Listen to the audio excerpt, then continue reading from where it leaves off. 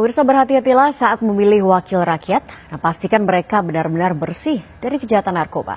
Di Kabupaten Tanah Datar, seorang caleg perempuan digerebek saat bertransaksi dengan bandar narkoba di sebuah rumah kontrakan.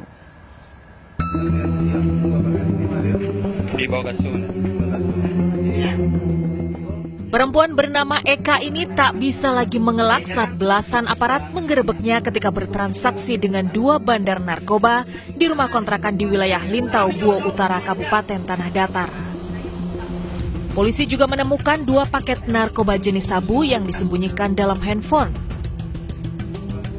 Ironisnya, Eka diketahui merupakan salah satu caleg dari Partai Gerindra. Setelah mengantongi barang bukti, polisi langsung membawa ketiga tersangka ke Mapolresta Tanah Datar.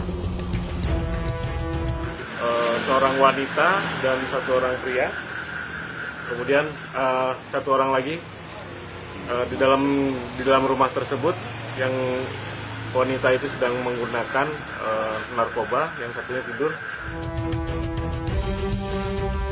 Tak hanya menghadapi ancaman hukuman seumur hidup atau mati, caleg perempuan ini juga terancam dipecat dari keanggotaan partai.